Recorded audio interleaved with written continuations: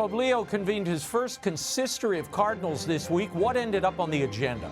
Former head of the Vatican's doctrinal office, Cardinal Gerhard Müller, is here with an update. President Trump captured Venezuelan President Nicolas Maduro, charging him with narco-terrorism. What's the real reason, and is there a China angle? Congressman Carlos Gimenez of Florida and foreign affairs expert Gordon Chang are here with analysis. And protests are erupting across Iran. Is the Iranian regime on the verge of collapse, and what comes next? Middle East policy expert Dr. Walid Phares and democracy advocate Cameron Khansarinia will tell us. The World Over begins right now.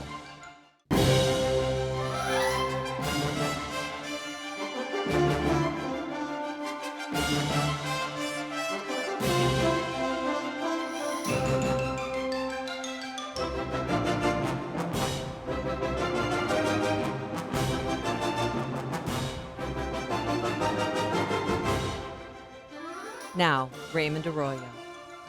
A warm welcome and a happy new year to all of you joining us in the United States and the world over as we enter our, wait for it, 30th year. Can you believe it's been 3 decades already? Oh boy, I'm glad they hang me out in a nice oxygen tank. I'm trying to maintain my youthful appearance. Anyway, we are commemorating with you and for you throughout 2026. Stay tuned for that. 30 years. We'll be celebrating it along the way. Meanwhile, an important story this week. If you'd like to comment, send me an X post. I am at Raymond Arroyo or at Arroyo Grande Show on YouTube. Nearly 170 cardinals gathered at the Vatican this week for Pope Leo's first extraordinary consistory, a 2-day meeting that's being called the most significant gathering of the College of Cardinals in over a decade. Joining me now from Rome is Cardinal Gerhard Müller, the former prefect of the Congregation for the Doctrine of Faith, who participated in those closed-doors discussions. Your Eminence, thank you for being here. I want to begin with the 4 agenda items, Your Eminence, that were originally presented: synodality, mission, liturgy, and church governance. The cardinals voted to focus on only 2, synodality and mission. Liturgy seems to have been left off the table. Cardinal Müller, given the enormous controversy surrounding Traditionis Custodes, that was Pope Francis's restrictions on the old Latin Rite, the traditional Latin Mass, and the direct impact on the laity, how could the liturgy not make the cut? Yes, it was a discussion in the consistory between the cardinals and the Pope, and the Pope proposed 4 subjects.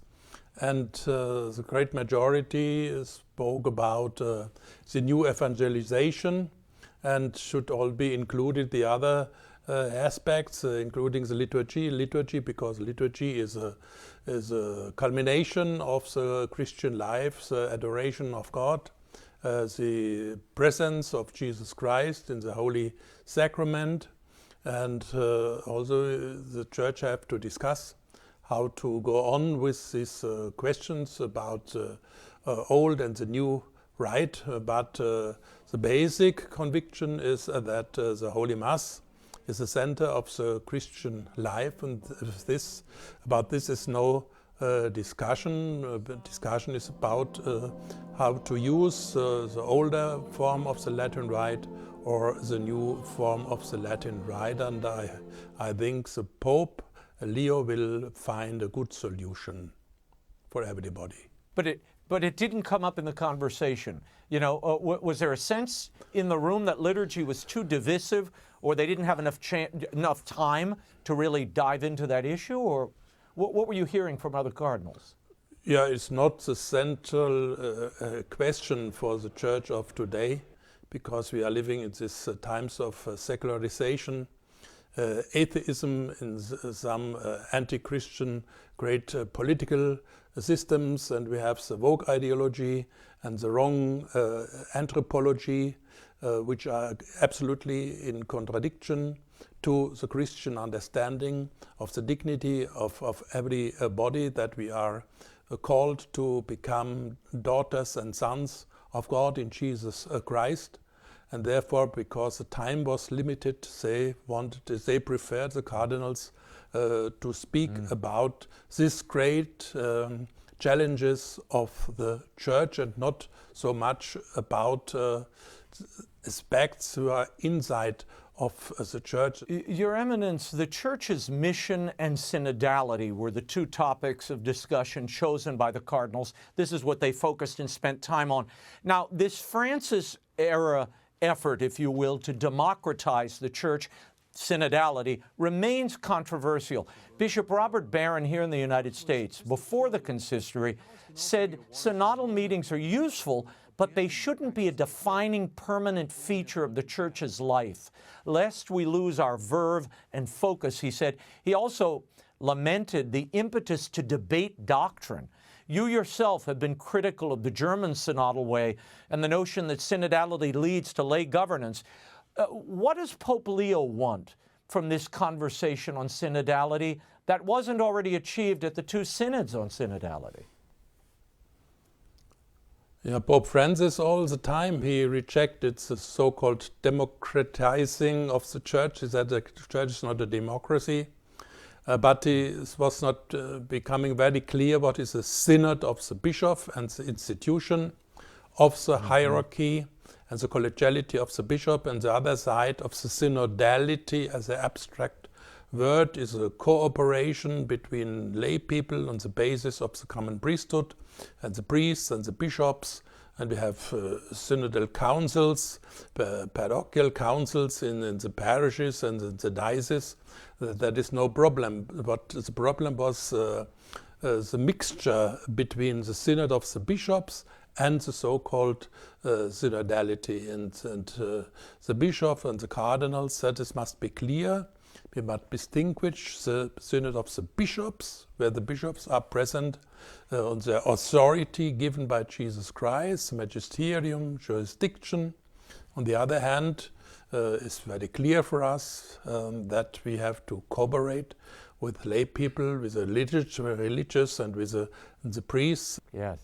Your Eminence, if I'm hearing you right, what you're saying is the cardinals during this consistory, were they trying to define and separate the synodal way from a synod of bishops so that it was very clear? Is that what you heard? Yeah, it is absolutely clear according to the Catholic theology and doctrine. But in the last times was a little bit confusion in some heads. But now this is wanted to make it very clear on the basis of the Catholic ecclesiology of our understanding that we are the sacramental church, we are not the Anglican church or Protestant church. They have other understanding as we, but we as a Catholic church, we have the hierarchy, the sacrament of order, and the primacy of the Pope and the bishops as the successors of the apostles, with their certain mission. You have been so vocal about trying to distinguish clearly what Catholic doctrine requires of a synod and the role of a bishop.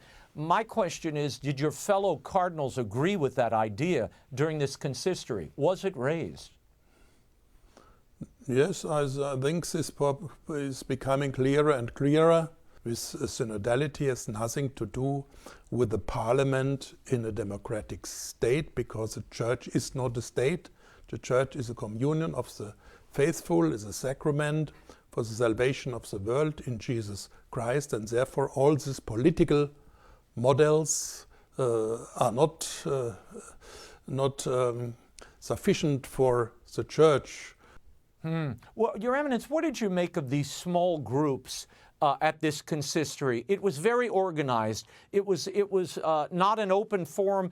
You and the College of Cardinals only had 2 45-minute sessions to speak freely and raise interventions before the entire College of Cardinals. Everything else were really small group discussions. Was that format constructive in your mind for advising the Pope? Yes, a method was used in the last synods, but we can discuss. It's not a dogma. This method is more a sociological form, and the classical form is that the cardinals are coming together, speaking about a subject presented by the Holy Father, a question put by the Holy Father, and everybody should intervene with a well-prepared sermon or well-prepared speech of 3 or 4 minutes. That is the classical form, and I think a lot of the cardinals are desiring to come back to the classical form. I personally prefer we are speaking all together in the plenum, and then at the end we can form some small groups for conclusions, and then we can make exchange of the conclusions made by the small groups, and not beginning with the small groups, but ending with the small groups. Do you think forthcoming consistories with the Holy Father will have that classic model where the cardinals can once again speak in an open forum? Is that the sense you got from these discussions? Yeah, I think we are asked to give our comments directly to the Holy Father, and I think a lot of cardinals will discuss the forms, to look for the best form of the exchange of our opinions. You've been outspoken, Your Eminence, about the crisis in the Church. In a recent article, The Cause of the Crisis of the Church and How to Overcome It, you addressed many of these issues directly. Were any of your concerns doctrinal clarity, the marginalization of traditional communities, the need for strong episcopal leadership, were any of those issues raised during this consistory among your brother cardinals? Yeah, I think so. There's a lot of cardinals who are on this understanding, in this line, and we need the clarity of the doctrine, because our doctrine is not only a confusion of some individual subjective meanings, but the doctrine of the Church is a representation of the Word of God in Jesus Christ, given to His Church for all the time, in the Holy Scripture, in the apostolic tradition, and in the special authority of the magistery of all the bishops together, and the Pope in the succession of the apostles and St. Peter. And that must become very clear. Catholic faith is based on the faith and the doctrine of the apostles. That is the basis and the fundament of the Catholic Church. And only the Catholic Church is in the full tradition and succession of the Apostolic Church. And that's the speciality of the Catholic Church. Yeah. Cardinal Müller, speaking of mixing ideas from different spirits, UK Cardinal Timothy Radcliffe delivered the opening meditation on Wednesday to all the cardinals. He is a controversial figure. He's advocating for moving quickly on female deacons. He's written about falling in love with a woman after his ordination. In his meditation, he said the Church is facing terrible storms, sexual abuse, ideological divisions, and that if the cardinals remain hidden on the shore, they won't meet Christ. He also said a church which is miserable can't preach the gospel. Your Eminence, what was the reaction to Cardinal Radcliffe's message? And does it concern you that someone with such progressive ideas and views set the spiritual tone and table for this gathering of cardinals? I don't want to comment him directly, but I want to say that the crisis in the Church is man-made by this doubts about the orthodoxy and the heretical ideas. If the diaconate of women is possible or not doesn't depend on the subjective meaning of cardinals or bishops, but is rooted in the apostolic tradition. That's one sacrament in the 3 degrees, bishop, priest and deacon, can be conferred only to male Christians, and that is belonging is an element of our Catholic faith, and there are some declaration of the magistery in the past, in the times of John Paul II and Benedict XVI made it very clear, and also we believe in the matrimony of man and woman that is rooted in the creation and in the salvation in Jesus Christ, so matrimony and natural truth and also supernatural truth, because sacrament, the matrimony between one Christian woman and man is a sacrament, and therefore all these confusions in the church are coming out from heretical ideas, and the confusion is not coming from outside but from inside. St. Augustine, the great hero of Pope Leo, had to do with so much, a lot of heretics, the Manichaeans and the Pelagians and the Donatists, but at the end he said the Catholic faith, that is the master inside of the Catholic Church, and not self-made ideas. That's like manna for everybody listening, I know. Your Eminence, before I let you go, Pope Leo continued his emphasis on the Second Vatican Council and the actual words, the letters of the Council at this consistory. I want to get your thoughts on this. Here's what the Pope said. Mentre avvertiamo la chiamata di non spegnerne la profezia e di cercare ancora vie e modi per attuarne le intuizioni, sarà importante conoscerlo nuovamente da vicino e farlo non attraverso il sentito dire o le interpretazioni che ne sono state date, ma rileggendo i suoi documenti e riflettendo sul loro contenuto. Si tratta infatti del Magistero che costituisce ancora oggi la stella polare del cammino della Chiesa. Cardinal Müller, is the Pope trying to distinguish the letter of Vatican II from the spirit of Vatican II and this synodal way we've been hearing about in recent days? That is not possible, because the doctrine of the Vatican II is a doctrine of the Catholic Church in full continuity,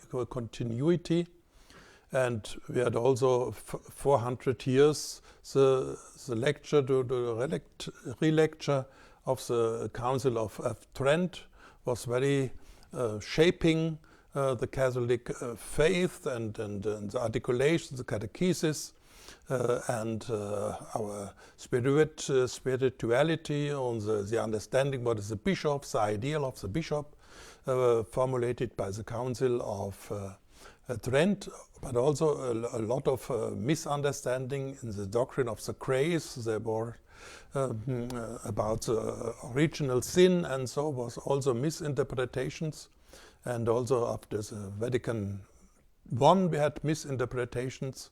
And also after the Second Vatican Council, those who spoke about the so-called spirit was not the spirit of the Council, this is only the Holy Spirit, was their own spirit, misusing and misunderstanding some texts or some presupposed text. But if you are reading as a theologian, a good Catholic, what the Council is saying, you can find the hermeneutic key. I mentioned it before. The first 10 articles of Dei Verbum, the self-revelation of God the Father and Jesus Christ, the Holy Spirit, the presence of the revelation in the Church, in the creed of the Church, in the liturgy of the Church, and the responsibility of the magisterium of the bishops together with the Pope as principle of the unity. And therefore I think it is good to make to read and to study the texts of the Vatican Council, but not in a progressistic sense of an ideological sense, but in the line of the Catholic hermeneutic. Before I let you go, whatever the prophecy of the Vatican Council that the Pope referenced, is there an awareness among the cardinals about the legacy of Vatican II, which, I mean, if you look at the data, decline in mass attendance, a lack of moral clarity, a decline in vocations, all of that in the wake of the council. Do the Cardinals consider that at all? The way the council worked its way into the life of the church? Yeah, I think this was a temporal coincidence, but the roots of this decline of the church are going back to the critics of the religion in the 19th century and the Enlightenment, where they denied the supernatural revelation and the misunderstanding of the church as an inner-worldly NGO and not as the work of Jesus Christ, the body of Jesus Christ, the temple of the Holy Spirit, and we can overcome the crisis in the church, outside in the mankind, if we accept that God himself is a subject of the self-revelation and the salvation of everybody, but inside of the church, and the church is a sacrament of the salvation of everybody in Jesus Christ. And the Vatican Council wanted a renewal of the liturgical piety and spoke in his documents about the priesthood is absolutely necessary, constitutive for the church. What is the mission of the bishops and the popes? And you will find no text in the Vatican Council what can be responsible for this decline. Your Eminence, Cardinal Gerhard Müller, we thank you for your time. We'll be checking in with you in this new year, and Happy New Year and a blessed one to you. Happy New Year for all. The arrest of Nicolas Maduro, who is now being charged with narco-terrorism, is creating ripples throughout South and Central America and the world. Here for what it means to Venezuela and the world is Congressman Carlos Gimenez of Florida. And to help us make sense of the role China might be playing in all of this, we're joined by China expert Gordon Chang. Gentlemen, Happy New Year to you both. Congressman, you were briefed on this operation as a member of the House Armed Services Committee. What was the legal and strategic justification for this effort? And Democrats are saying Congress should have been consulted. Well, Democrats are saying that have absolutely no idea what the law says. And so the legal justification was that, Nicolas Maduro was a fugitive from American justice. The Biden administration had put a $25 million bounty on his capture. We had doubled that to $50 million. He is the head of a narco-terrorist state. He is the head of a cartel that has been responsible for the deaths of thousands, if not hundreds of thousands of Americans, in addition to other illicit activities that are in his charging documents. And so the legal basis was that we went in to arrested Nicolas Maduro and brought him back to American justice. Congressman, breaking today, the Senate just advanced a war powers resolution that would block any further military action in Venezuela without congressional approval. Do you support that? I know 5 Republicans in the Senate joined Democrats in advancing that War Powers Act. Yeah, I don't support it. And I'm actually disappointed that some of my Republican colleagues on the other side of on the other side of Congress supported it. The president, this was not a military action. They needed the military in order to carry out a law enforcement action, because it would have been very difficult for a number of FBI agents to go down to Venezuela and actually arrest Nicolas Maduro. The military was just there to make sure that they were safe and capture Nicolas Maduro and, again, bring him to American justice. It's very similar to what happened with Noriega in Panama, a number of years ago. He had charges brought up against him, and the United States went in, arrested him, and brought him back to the United States to face American justice. The same thing is going to happen to Nicolas Maduro. It is unnecessary. It's actually, I don't even know if it has any teeth, to be honest with you, because this is not an act of war. All right. The military is there to help us arrest people that are under indictment by the United States. There are still a number of Venezuelans in Venezuela, part of that regime, that are there, that are under indictment and have bounties on their heads. So I'm not sure that this particular action resolution by the Senate will have any effect and or deter the president from taking the actions that he has to take in order to arrest these folks that are under indictment here in the United States. Gordon, from a strategic standpoint, does the Senate resolution broadcast weakness to Beijing, to Moscow, that America's legislative branch might pull the plug as they move ahead here? It signals that the American political system is divided, but it also signals strength in the sense that President Trump is just going to ignore it. Previous presidents have ignored resolutions from Congress on war powers. And it just shows that the United States, where it counts, is able to exert its will through the use of force. And President Trump will continue to do that. So ultimately, it's a symbol of strength. Gordon, I want to ask you about the strategic importance of this capture of Maduro, what this does regionally. I know China has been very invested here. 80% of Venezuela's oil goes to China. Tell me what this indicates on the Chinese front. What was dislocated through this action? Well, actually, the thing that was dislocated and the most important is China's image. You go back last week, people were saying China's a superpower. Many people were saying, oh, China was the dominant power in the world. And, the Chinese were pushing Trump around on trade. And to a certain extent, it looked that way. But what we saw on Saturday night was President Trump using American power to enforce American laws, as Representative Gimenez just said. But also it showed that the Chinese were toothless, because they couldn't do anything to protect their number one client in Latin America, their beachhead, a country that they had put so much money into, not only in terms of investments, but loans.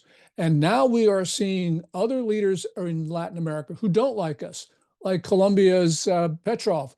He doesn't like us, but he is now talking to President Trump in tones that are pleasing, largely because he sees that there's no point in trying to resist the United States. The United States is the dominant power in the Western Hemisphere, and even people who hate us now realize it and are working with us. Congressman, your district is home to thousands of Venezuelans who fled the Maduro regime. What are you hearing from them tonight? They're joyful. They are super appreciative of President Trump and the actions that he took. And so that's what I'm hearing. Now, what they want is a peaceful transition to a free and democratic Venezuela, which is also what is in the best interest of the United States, by the way. If we really want U.S.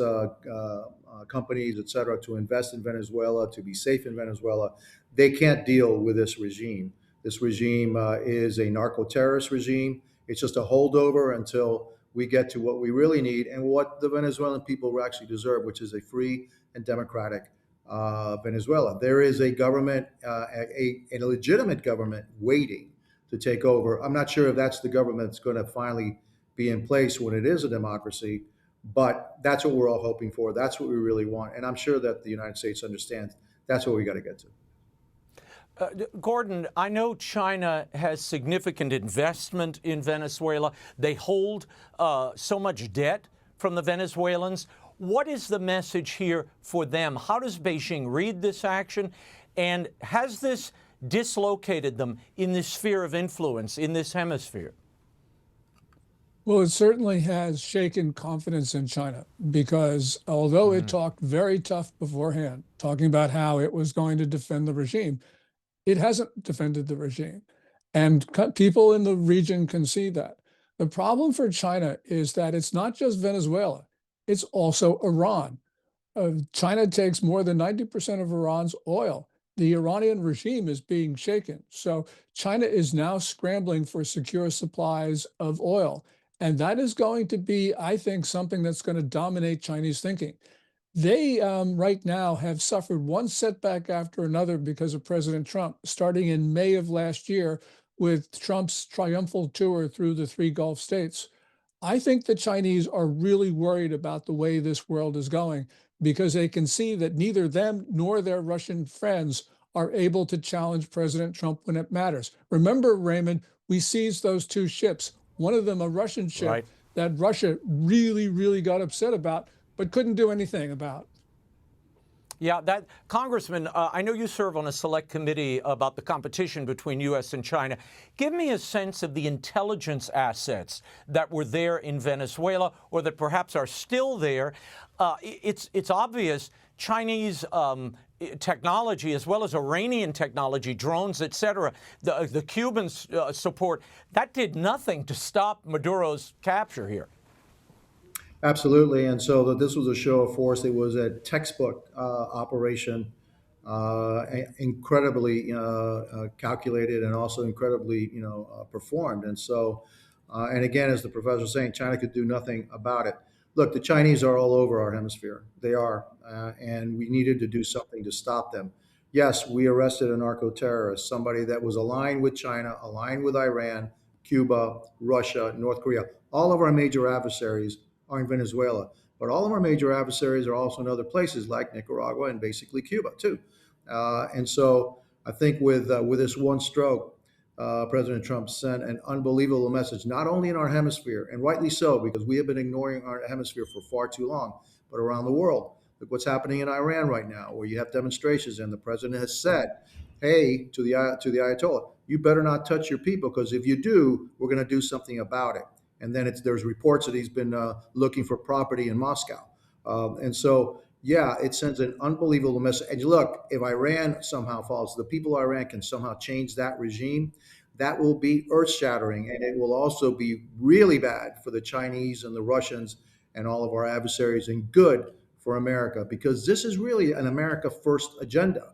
And every once in a while, we have to flex our muscles. And every once in a while we bark, we actually have to bite. And in this case, the president barked and he bit. Yeah, the question is, where do you go now? I'll ask both of you this. I mean, the opposition leader, Maria Corina Machado, she's still in the country, doesn't look like Trump wants her to succeed Maduro. Does the administration have a plan to ensure that this doesn't descend into chaos or worse, a second wave sequel dictatorship? Well, I mean, look, I have spoken to the Secretary of State about this. There is a plan, and it has to be these are waters that we have to tread carefully. There is a stabilization. That's why we're dealing with the current regime. There is recovery. This is the economic recovery for Venezuela, where America holds all the cards, and then there's reconciliation, where they free political prisoners. Which, by the way, the brother of Delcy Rodriguez just announced that they were freeing the political prisoners. There has to be The opposition has to come back into Venezuela. There has to be a security guarantees for this, and then a transition to a democracy. And I believe I have a different opinion than President Trump. I know Maria Corina Machado. She is very well respected by the Venezuelan people. All the people in Miami will support her. All the people in Venezuela support her because they already have overwhelmingly in an election that was held about a year and a half ago. She's an extraordinarily brave individual, bright individual, pro-American. And I have no doubt that if an election were held today, Maria Corina Machado would be the president of Venezuela, and she would be pro-American. And so I have a different assessment of that. I don't know why the president has his assessment of her. I don't think he's met her, and maybe listening to the wrong people. Gordon, we've seen how regime change can go wrong. Iraq and Libya come to mind. What are the particular dangers in Venezuela, given the presence of Cuban intelligence and Russian mercenaries and this Chinese infrastructure that remains there, I imagine? Chinese, Russian, and Iranian agents are going to try to destabilize the situation. This is different from Iraq because in Iraq, we had an attempt to change the government, to purge it of Ba'athist. This time, President Trump is keeping the regime in place. So this is not regime change. But as Representative Gimenez said, and he's absolutely 100% correct on this, for there to be a stable government in Venezuela, it's got to be democratically elected. And there's got to be those elections. And I am sure that Machado is going to win. So this is going to be something where the Trump administration, I think, is going to have to adjust its position. And I think that they will. Right now, they're just dealing with a very fluid situation right now, and they're going to have to stabilize it. And once they stabilize it, there will be a room for elections, and those elections will lead to a democratically elected government. That's going to be great. Congressman, talk to me about the oil for a moment. I know we're sort of blocking exports to particular enemy states, if you will, Russia or Iran rather. What is the role of these oil companies in rebuilding the Venezuelan infrastructure and I guess ensuring freedom for the people there? Well, look, I mean, at the end of the day, you have to have a free and democratic Venezuela in order for the United States oil companies to actually be assured that their investments are going to be protected. And so that's the reason for America why we need a free and democratic Venezuela. But here's what's going on with the oil. Venezuelan oil was sanctioned, and so the way that they were selling their oil was in the black market at way below market price, and so they weren't getting the full benefit of their oil. Now that we are capturing it and we are using it, we're actually going to be selling that oil at market prices, and so actually Venezuela is going to make out well with this. But it's not going to go to the regime; it's going to go to the rebuilding of Venezuelan infrastructure. And like I said, there is a plan. The plan is, you have to have stability, which is right now the phase we're in right now. There is recovery, which the oil is going to be a big part of that. And there's got to be reconciliation, which will lead to a free and democratic Venezuela. And I'm going to push back on this idea that somehow, this is like Iraq and some other places. Iraq is a nation there's three distinct ethnic groups that we try to jam together into one nation. That's not going to work. Venezuela is homogenous. Okay, we have the same religion, et cetera, the same values or Western values, and they've been a democracy for a long time. It was only after these thugs and criminals took over that it became a dictatorship. They're yearning for democracy, and so that's what we need to have. And it'll be good. It's the best thing that could happen for the United States, for American companies, and frankly, for the Venezuelan people. Gordon, I'll give you the last word here. It seems the big loser here, in addition to Maduro, is China. This is the beginning of the end of their influence, at least in the region. Is that overblown, or do you think that's a reality? It's certainly a reality. Their image as a superpower was punctured. Their image of their military prowess with their equipment. I mean, they were embarrassed that their radars didn't see an armada of 150 American planes. They're going to lose their investments. They're going to lose their loans in Venezuela. They're going to be helpless. And I don't think Xi Jinping is in a position to challenge the United States. The other big loser, Raymond, is Cuba, because Venezuela was supporting the Cuban regime. So this could be a twofer, and that would be fantastic for the region and for the United States and for the Cuban people and for the Venezuelan people, everybody. Yeah, what a moment. What a week. We'll leave it there for now, and this story is far from over. We'll keep continuing bringing updates as it happens. Congressman Carlos Gimenez, Gordon Chang, thank you both for being here. It's our pleasure. Thanks, guys.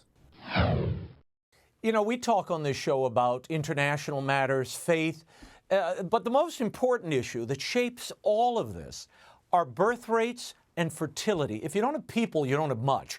The U.S., like most of Europe, is now not at replacement level. Over on the Arroyo Grande podcast this week, I sat down with Dr. Drew Pinsky. Of course, you know Dr. Drew, the medicine maven. You've seen him for years. But this week, in an in-depth conversation, we talk about the decline of fertility and the social factors driving it.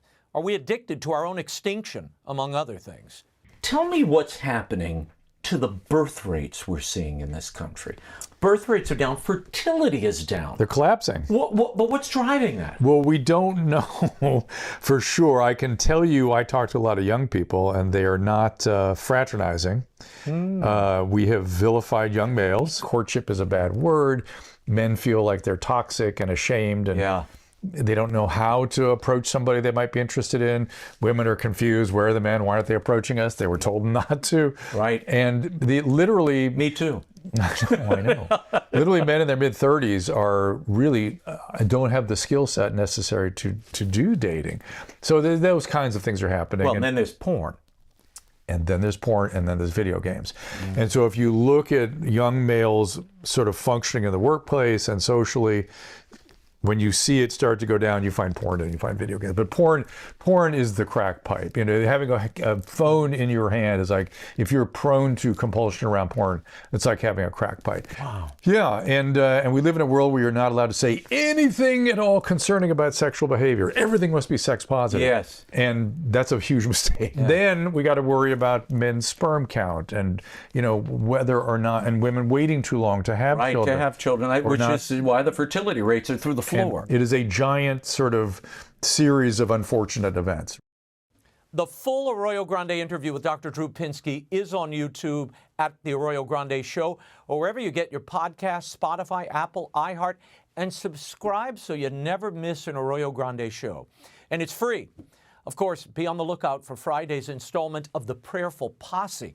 We talk about that first consistory of cardinals and the fight over the traditional Latin Mass. Father Gerald Murray, Robert Royal, and I dive in. Go to Arroyo Grande Show on YouTube or wherever you get your podcasts.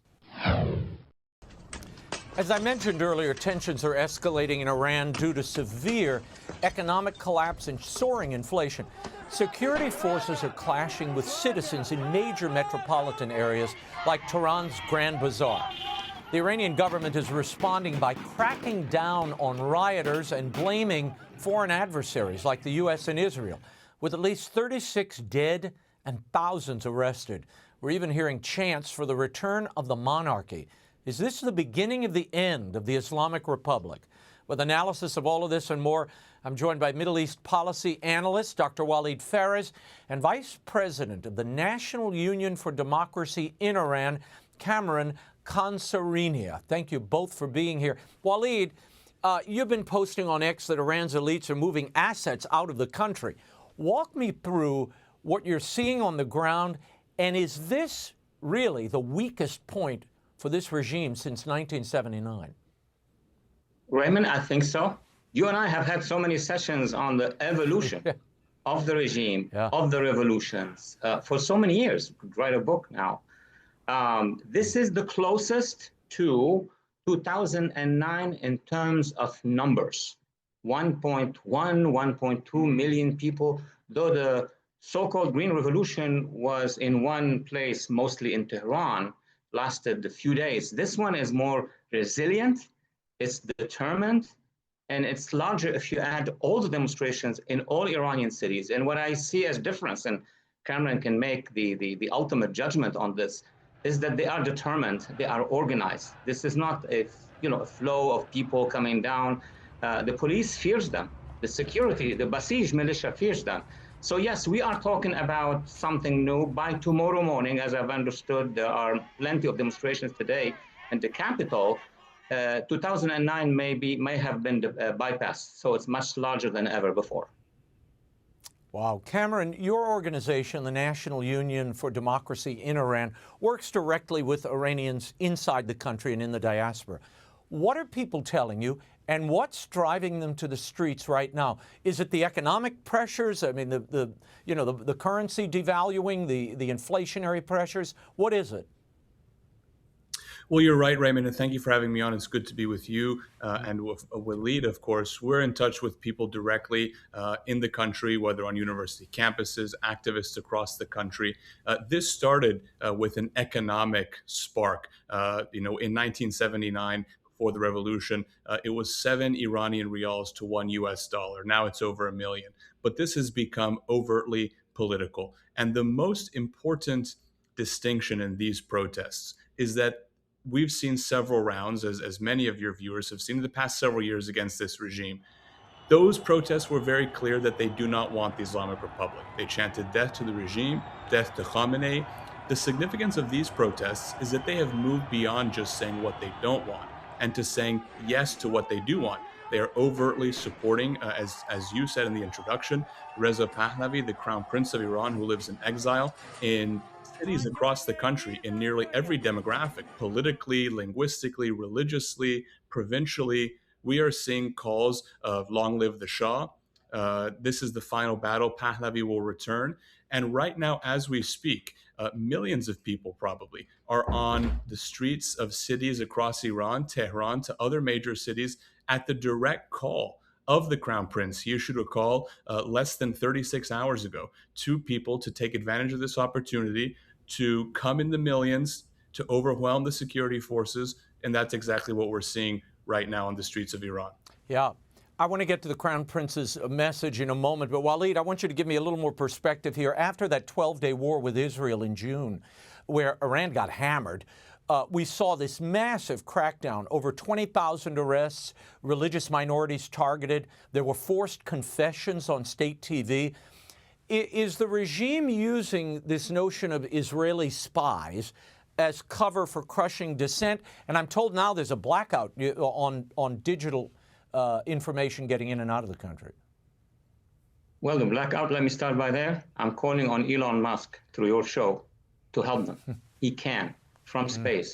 He can provide internet for the population. We'll discuss it later. But with regard on the ground, what's happening during or at the end of the 12-day war, we discussed that a little bit, you and I. What happened was that Israel was taking out the anti-aircraft, anti-missile capabilities of the regime.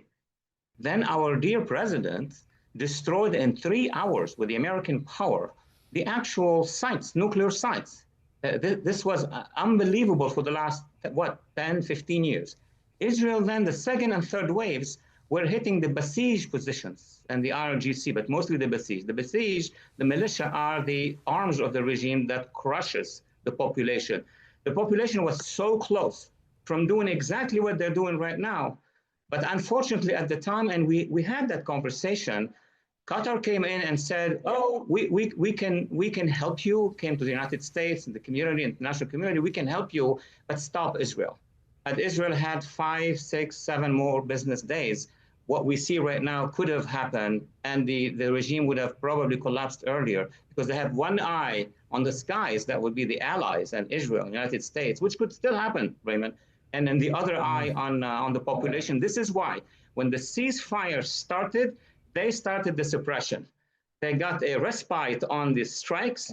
They immediately went to arrest, kill, the usual thing that the Khomeinis do. Well, the difference here is Trump has warned Iran to not violently suppress these protests, saying the U.S. is locked and loaded. And Iran's threatened preemptive action against the U.S., by the way, after those comments. What should the U.S. policy be now, Walid, very quickly? Well, I think the president and the administration should apply whatever they feel is a reaction to a threat that is mounted first against the United States and against the moderates in the region, against Israel, against the Abraham Accord. They have the legitimacy to do it regardless of the population.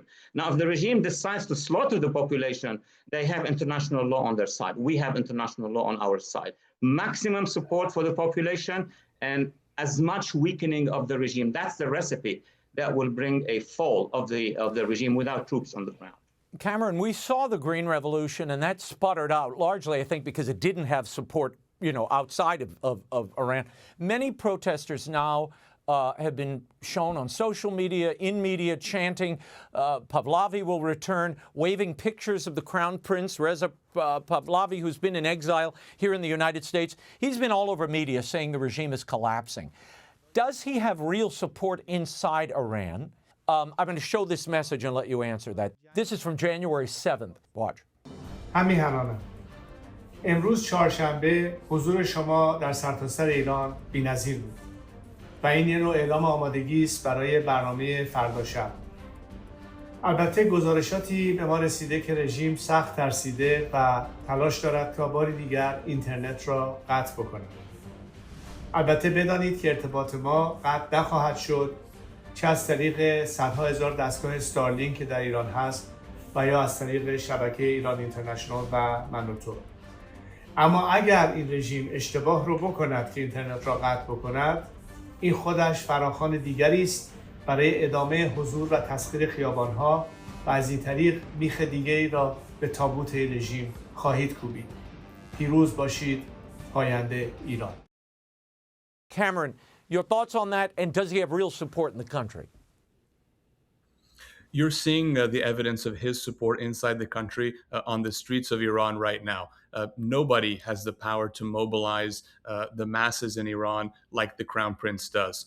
It's not just about talking the talk. Tonight we're seeing it's about walking the walk. And millions of people at his direct call are in the streets. And you asked, Raymond, before this about the policy that the United States should have and President Trump, what he might do. President Trump's message to the Islamic Republic that if they slaughter protesters, there will be a price to pay, was extremely positively received in Iran. Look, there are three popular people in Iran. First is Crown Prince Reza Pahlavi, Donald J. Trump, and Prime Minister Netanyahu of Israel. So President Trump's threat and warning to this regime was taken very seriously, and it is very important. But I hope and I want to ensure that the right information is getting to the president, because there is still, we all know about this, that there are remnants inside the State Department and elsewhere who are trying to filter up the information that they've tried to recycle for the past 45 years. Now, President Trump is smarter than that. President Trump knows that the future of Iran is what the street of Iran, what the people of Iran are saying, and that the future of Iran belongs to, and the transitional leadership is best given to those that the people on the street trust, the people and the person, in this case, the Crown Prince, who can hold the country together, who can ensure a stable transition. And right now we're seeing on the streets of Iran, millions of people chant the name of the Crown Prince. And so that's why we know he has the popular support, he has the political legitimacy and the support to ensure this transition. And that's why he's the partner that the West should be engaging. Because that's how we can ensure a peaceful and stable transition here. So you don't need to take my word for it that the Crown Prince has support. All you have to do is look at the streets of Tehran and streets across Iran right now for them reacting to his call and them chanting his name very clearly. Walid, assuming this regime falls, what comes next? I know the Crown Prince has been talking about himself as a stabilizing influence and, I guess, a bridge to democracy. Your thoughts? Well, the goal should be, first of all, to make sure that the regime goes down. That's a battle by its own. It's going to take a longer time than what we think, because there will be remnants, there will be allies, there will be also support coming from Hezbollah, from Hamas, from Hashd, from Houthis down in Yemen. So that's number one. And the U.S. and coalition could and can, in a very legitimate way, help the new government. There is going to be a trend. An interim government, transitional government, will come simply and take over the major ministries in Tehran and major cities, and then provide immediately protection for the population. There should be an international conference to immediately process the support of the population until Iran and as a country can be on their feet and able to move forward. I am sure that our administration, they have demonstrated this in Venezuela, will be extremely interested in discussing with this transitional government what are the immediate needs, but also the energy matter. I mean, Iran is a giant. And let me say the third point, if and when the regime is going to fall in Iran, it's going to be huge news for all the peoples of the Middle East, because that's a big country. It will continue the struggle against terrorism and jihadism in this case. Now, we've talked about Iran being the engine and really the nexus of so much of the terrorist activity we see throughout the Middle East and the world. Having that regime move off the chessboard here would be a major plus for democracy and freedom around the world. Cameron, the most important factor, it seems to me, at the end of the day here is the people of Iran. Are they prepared for democracy? I mean, the last time the U.S. tried to install a democratic government in Iraq, it didn't go so well. Well, you're exactly right. And that's why it's so important that we don't seek to impose outside solutions on Iran. If you want to have long-term stability, if you want to have long-term democracy, if you want to have institutions that ensure that this is stable and not just a quick fix or something that works for a few years and then gets broken again, you have to listen to the voices of the Iranian people. They're being very clear in their demands. So what we're talking about here is not importing something from Washington or Paris, or that comes from some State Department desk officer or some think tank or some journalist. What we're talking about is listening to the cries and the calls of millions of people across the country. And they're very clear in what they're calling right now. And that's why, at their call, the Crown Prince has stepped forward to lead this transition, to oversee the move to democracy, to be able to build the institutions, to prepare the citizens to be citizens, to participate actively in the democratic process, to ensure that in the long term, Iran is stable, so that it can be a partner for the United States, so that it can be a symbol of peace and stability in the region. Gentlemen, we'll leave it there. Walid, it feels like we've been talking about this for decades, because we have. Iran, an imperialist Republican U.S. policy by Dr. Walid Phares is still available at bookstores everywhere. And you can follow Cameron Khansarinia at the National Union for Democracy in Iran at NUFDIran.org. Thank you, gentlemen. Thank you. Before we go, some very sad news to report. Catholic pundit, author, and journalist Russell Shaw passed away this week at the age of 90. His career spanned decades, including a stint working for the U.S. Catholic bishops. Russell was a native of Washington, D.C. He attended Gonzaga and Georgetown University, the author of over 20 books, many on ethics and moral theology. Shaw was soft-spoken and erudite. He was a frequent guest on The World Over, really from its inception 30 years ago. Our prayers go out to the Shaw family for his loss, and may Russell Shaw rest in peace. That is all the time we have for this week. Be sure to catch us next week. Until then, we'll be scouting the world over for all that is seen and unseen. On behalf of the staff and crew of EWTN News, thanks for watching. I'm Raymond Arroyo. Bye